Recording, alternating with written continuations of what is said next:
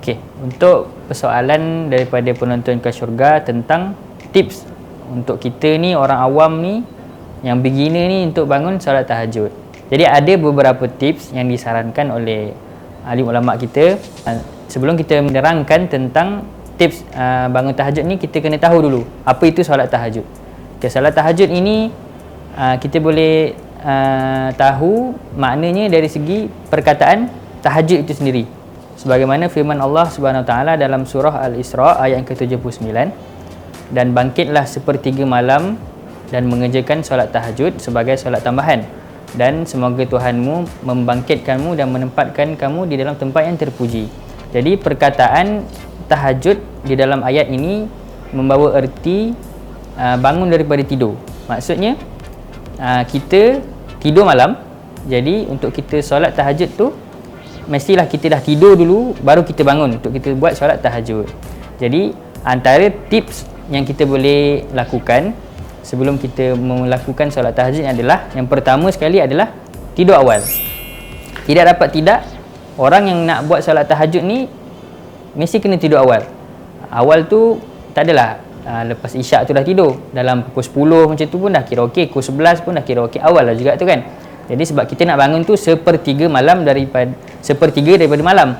Jadi pukul 11, pukul 12 tu dah kira cantik lah untuk kita tidur awal. Melainkan seseorang itu memang dah terbiasa, dia dah terbiasa berjaga malam, dan dia tidur sekejap pun dah cukup, lepas tu dia bangun untuk dibuat solat tahajud, itu dah memadai. Okay, yang kedua, tips untuk beginner untuk solat tahajud ni adalah mujahadah kita mestilah kuat. Maksudnya kita kena bersungguh-sungguh. Kita mesti, niat tu mesti dah ada untuk kita buat solat tahajud tu. Kita pasang niat siap-siap sebelum tidur. Lepas tu kita mesti bersungguh-sungguh lah. Memang kita rasa macam okey, hari ni aku nak buat solat tahajud. Jadi tidur awal, kita dah ambil wuduk, apa semua, kita tidur awal. Kemudian kita memang bersiap untuk berjaga di sepertiga malam untuk kita buat solat tahajud. Yang ketiga, kita mestilah berdoa untuk kita dapat peluang untuk bangun solat tahajud. Jadi bila kita nak tidur tu, kita baca doa tidur, kita baca ayat kursi, kita selitkan sekali doa untuk supaya kita dapat bangun dan mengerjakan solat tahajud. Sebab apa? Sebab perkara-perkara yang melibatkan ibadah sunat ni, ia sangat susah untuk kita mengamalkannya tanpa ada rasa memang bersungguh nak, dan kita ada niat dan kita berdoa kepada Allah. Sebab benda tu adalah ujian kepada orang beriman untuk kita tengok tahap tingkatan iman kita.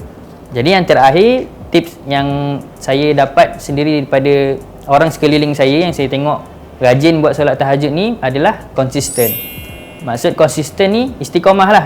Bila kita dah berjaya buat satu hari, kita akan rasa seronok, kita akan berusaha lagi untuk melakukan setiap hari.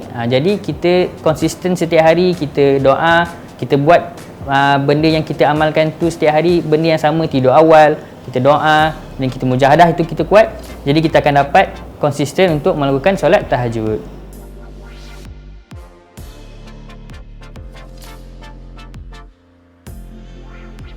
Antara fadilat solat tahajud ni, ulama kata itu antara tingkatan tertinggi dalam ibadah sunat.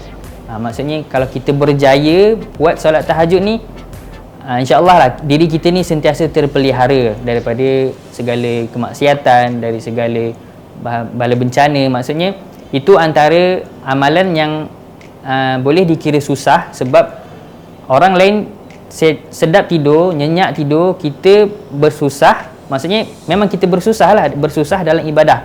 Itu memang pahalanya berkali ganda kita dapat. Dan waktu tu antara waktu yang mustajab untuk kita berdoa. Allah akan kabulkan doa kita, sebab waktu tu orang lain tidur, kita doa.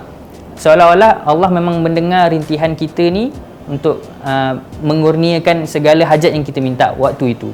Jadi kalau kita berjaya dapat ada peluang untuk buat solat tahajud, buatlah. Walaupun kita terjaga, sebenarnya niat nak tengok bola, tapi terjaga. Bila terjaga tu, buatlah solat tahajud. Kita dapat pahala untuk buat solat tahajud. Itu baru sekali. Jadi kadang-kadang Allah jentik hati kita ni dengan macam-macam.